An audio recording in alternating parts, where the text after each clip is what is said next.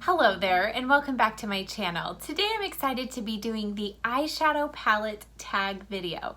Now this tag was created by Ali Glines and Samantha March here on YouTube, and I've watched several other YouTubers do this and I thought I want to participate in this because, as many of you know if you've watched very many of my videos, eyeshadow palettes are my favorite thing and take up the largest part of my makeup collection. So I knew this would be a little bit of a challenge for me because it is forcing me to put kind of rankings on certain eyeshadow palettes, but it also was fun because it gave me the opportunity to kind of think through certain palettes in my collection, how long I've had them, if I have special memories tied to them. So there are 13 categories that are part of the original tag. I am going to include one additional one at the very end that I personally wanted to include, and I think you'll find it fun too. So if you are new here, special welcome to you. I hope you'll hit that subscribe button, give this video a thumbs up, and now let's get started talking about some eyeshadow palettes. Okay, so as we go through this, there was one rule that I set for myself. It was not a part of the original tag, but as I was going through, there were a couple of palettes that I felt like could fit in more than one category. So in an effort not to repeat myself, if there was something that could be repeated, I chose not to, and I'll point those out along the way. Also, as we go through, many of these categories are just based on fact, like purchase dates of palettes, etc. There are also some that are just completely subjective. They are my opinion, and you may disagree completely with my opinion, and that's okay.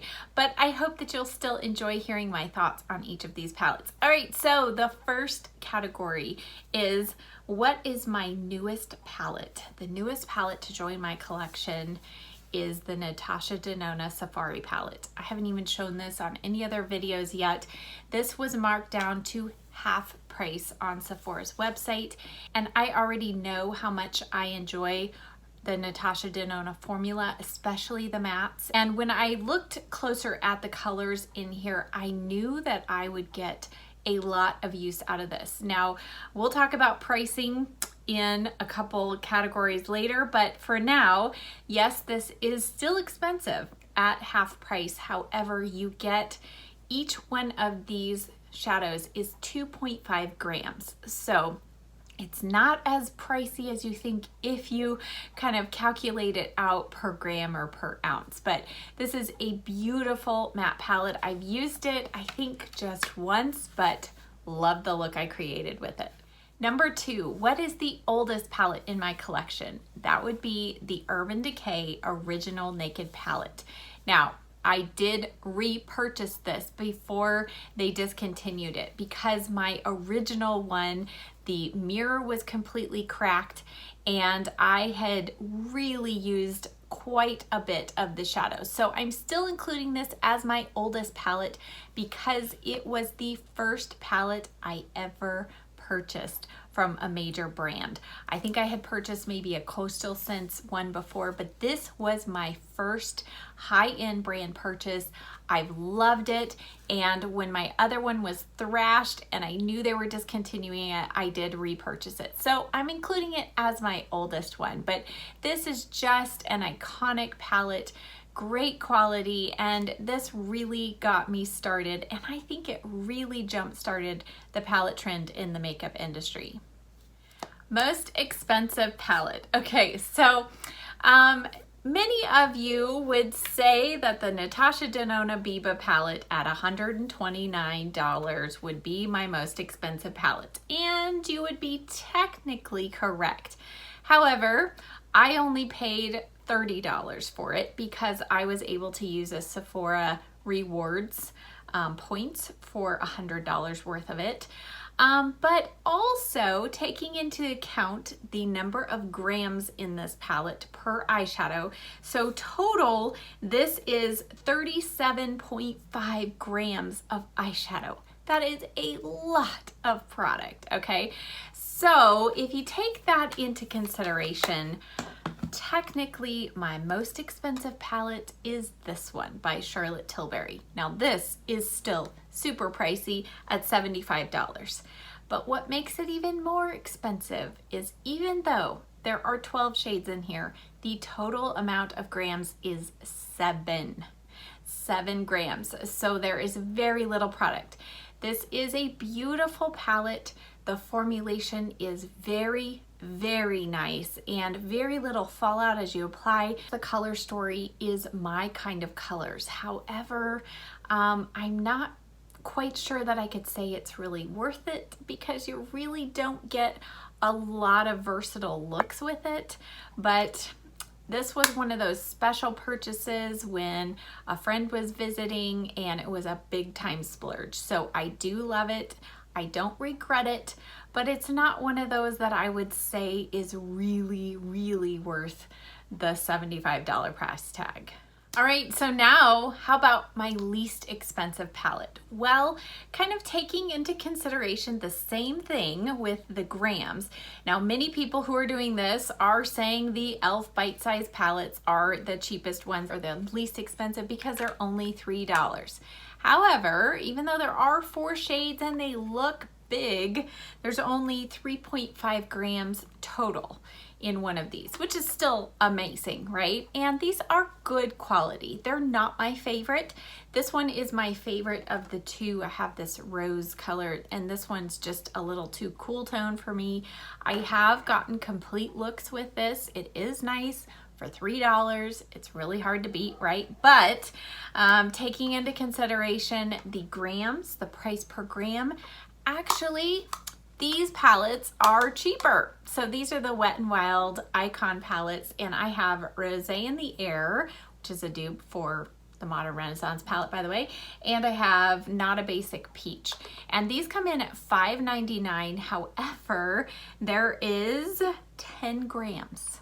So 10 grams of product in each of these. So it makes it even less expensive per gram, per ounce than the e.l.f. ones. And I do really, really love the Wet n Wild eyeshadow formula. All right, everyday palette. So this was kind of a little bit tricky because there are 2 ways that you could view this, and I think Jessica Braun brought this out in her video, and she was saying one that is an everyday maybe for in general, like for you all, what I would recommend for an everyday palette, and then kind of what I consider my everyday palettes. So in general, one of the palettes that I recommend often for just a good everyday palette is the Tartelette Bloom In Bloom palette. I think this is perfect for everyday looks. It has only 3 shimmers and the rest are mattes. And I feel like this is a really good compilation. You've got a few cool tones and then some warmer tones and even verging on burgundy. It's not quite as much red as I love to see, but it's still really nice browns, great blending shades and brow bone highlight shades. So a great everyday palette. But for me personally, what I feel like I gravitate a little more towards for an everyday palette is the Anastasia Beverly Hills Soft Glam palette. I've done 3-1-1s with a lot of these palettes. I'll link them below. But this one, because it has some pink options, is a little more everyday for me. Because if you've seen many of my videos, you know I just love those pinks. And this one though also has the burgundies and those warm shades, and it has good blending shades, a brow bone highlight shade, and then it also has a matte black. So this is, for me personally, my everyday palette. A little over this one, but still these 2 are pretty close for me. Most colorful palette, that has to go to this one. This is the Too Faced Clover palette, or as it says, a girl's best friend eyeshadow palette. And I mean, just even looking at the cover of it kind of gives you an indication of what is inside. But I absolutely love this palette. I know when several of the other YouTubers get to this category, they say, oh, I really never use this palette. I don't reach for it. I love this palette. I think even though there are those bright pops, I think that they're still workable. And if done in the right way, you can make them wearable. So I don't use the teal and the green very often, but I've certainly dug into this quadrant a lot. But I do love the Too Faced eyeshadow formula, and I just think this is such a happy palette. Smallest eyeshadow palette. So many people, again, go back to the e.l.f. Bite Size, but I actually found one that you could almost argue is smaller. This is the Wet n Wild Color Icon eyeshadow quad, and this is Walking on Eggshells. I actually haven't had this very long in my collection, but if you'll notice, it's actually shorter than the Bite Size. Let's see, and if you put it on top of it, it's only slightly wider. So I think you could almost argue that the space that it takes up is about the same. And again, I think this is good quality. These are really good quality shadows and just tiny and cute. And this is one compilation. I know they have several of these. This is one that I do feel like you can get a really nice soft look with. You're not going to get anything too dark and dramatic. All but I think this transition shade have a little bit of sheen or shimmer, but it is a really pretty one. Now conversely, let's talk about my biggest palette. I recently decluttered one from Wet n Wild that was enormous, but second to that would be the Jaclyn Hill Morphe palette. Now I have the original version that didn't come with any shadow names on them, so I printed off my own. Yeah, I was a little over the top, but I actually used this palette a ton when I first got it. Now I have not been reaching for it as much anymore, and it's probably nearing its time to declutter.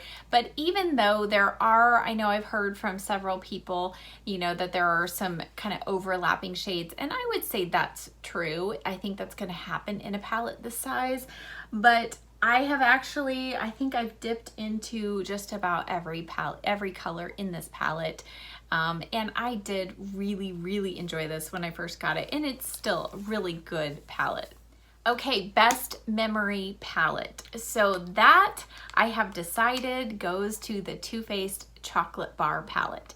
When this originally came out a number of years ago, it was around Valentine's Day, and I was trying to figure out how financially we could fit this in because I really wanted to try this palette. Well, my husband in years past for Valentine's Day would get me maybe roses and maybe some chocolate covered strawberries, and so all of a sudden an idea came, and I said, hey, what if you purchased me everlasting chocolate? And he's like, what? I said, how about chocolate in the form of eyeshadow? So he said, sure, done deal. So this was my Valentine's Day gift from my husband. Now this is not the original one that I purchased. I actually repurchased this since, let's see, probably a couple years ago when it was half price, because my original one had really gone through a lot of use. So this is another iconic one that I have repurchased, but I love the scent of this and just the color story. I have found this to be very user-friendly, and for a long time, this was my go-to everyday palette. All right, the next two tags are definitely subjective. So the first one is the palette that is worth the hype. We've all been on YouTube and seen these palettes that people rave about, and you buy them and you either agree or disagree with the hype. Well, this one, the Modern Renaissance palette by Anastasia Beverly Hills, I completely think was absolutely worth the hype. And if I hadn't already put this in this category, it would have gone in my everyday eyeshadow palette category. This is what I'm wearing on my eyes, and it's hard to tell, but I have almost hit pan on several of these shades. I think this is a beautiful color story and more versatile, I think, than a lot of people realize. But I love this palette. I remember trying to track it down when it first came out. It was selling out like crazy, and went into Sephora with my best friend and immediately asked, do you have the Modern Renaissance palette? And the clerk there said, yes, we do. And I said, can you please reserve one for me. She's like, well, they're up by the register. I mean, that was how hyped they were. They were keeping them up at the register because people were just swarming the store trying to get their hands on them. So this is one that I would definitely agree is worth the hype, and it's actually one that I feel like I want to repurchase if this one goes bad. So yeah, definitely up there for me personally. Now, a palette that is not worth the hype. Again, totally my opinion, feel free to disagree, but it's the Tati Beauty Volume 1 palette. When I first saw this launch, I was so excited. I love glittery shadows. I do love some good basic mattes. I love these berry colors. And I just thought this was gonna be it. And I heard everybody's reviews.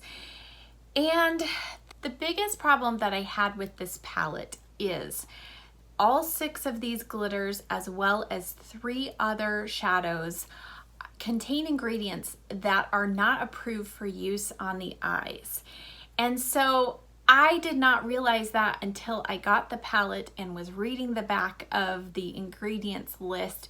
And so I was so bummed. And so therefore it really took all of the fun aspects of the palette out for me, and I just really have not used this palette very much at all. The rest of the shadows, they are good quality, but I do feel like this row right here has been kind of a mystery to me. I would have rather seen another row of transitional mattes, maybe a slightly lighter shade than this bottom row here. But again, totally my opinion, but this is a palette that for me personally, I wish I had not purchased. All right, moving on now to something brighter and more fun to talk about, and that is a favorite eyeshadow palette from one of my favorite brands. So this was a little tricky because I would say in my collection, Too Faced and Urban Decay take up the majority of my collection. But since I've already alluded to Too Faced a couple times, I chose to go with Urban Decay. And I have to say the Naked Cherry palette is my favorite of all of the Naked palettes. Now, years ago, I would have said Naked 3 palette was my favorite, but then Naked Heat came out and that was my favorite. And then this one came out and this one took top spot for me with Urban Decay. I just love this color story, and to me, I feel like every single one of these shadows works amazingly well. Sometimes with certain Urban Decay palettes in the past, there have been certain dud shades or ones that you're like, why is this in here? This palette, I use them all, and I have just so enjoyed this palette, and the packaging even is so beautiful. All right, now the last category in the tag is my most used palette. Now you would think that would be my everyday palettes, and definitely, I mean, some of these palettes, you know, there are some pretty deep creases in those shadows. But as I was going through my collection and really evaluating everything, the one palette that I actually have hit pan on shadows is the Tarte's Pro palette. And you can see there a lot of pan hit there. And then I actually, if you know, Tarte shadows usually have Tarte stamped on them. And I have several shadows that the Tarte has been completely worn away. So that means I have used this a ton. And I think this is a great palette, and I would say I don't hear people talk about this much, but this is another one that I really highly recommend.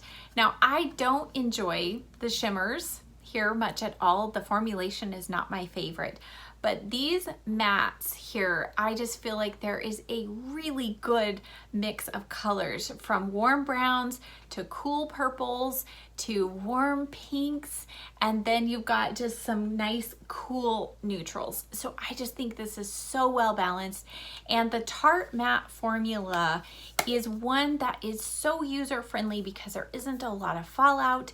It may take a little bit of building, but I feel like that allows you to blend these colors a lot easier. So most used palette actually has to go to the Tarteist Pro. All right, now the bonus category that I personally added on when I turned around in my chair and looked at this palette, normally it sits right up there on the shelf, I'm like, oh my word, what about the most beautifully packaged palette? That has to go to the Tarte Aspen Ovard palette. Oh my goodness, now it's really reflective. We'll see if we can get a good picture of this, but it is rose gold background with these pink flowers, and the box that it came in was the exact same design, and I even saved the box. I'm like, I've got to use this in decoration. It's just absolutely beautiful. And you know, the shadows inside are nothing to sneeze at. These are really good. It had 2 face products in there as well, but the packaging has made it to where I don't care once the eyeshadows, once the products inside go bad, this is one I'm still going to hold on just to have in the background because it's so beautiful to look at. All right, guys, so that wraps up this palette tag. I hope that that was fun for you. I would love to hear some of your choices in the comment section below, if you agree or disagree with my choices. Also, in the future, I think Jessica Braun talked about possibly doing this same concept with other categories in your makeup collection, and I thought that's brilliant. So, you know, kind of lipsticks, maybe cheek products, something like that. So let me know if you would be interested in kind of further expanding on this type of a tag, and I'll do another video like that in the future. Again, thank you so much for watching. If you're not already subscribed, be sure you hit that button below, and I'll see you next time. Bye.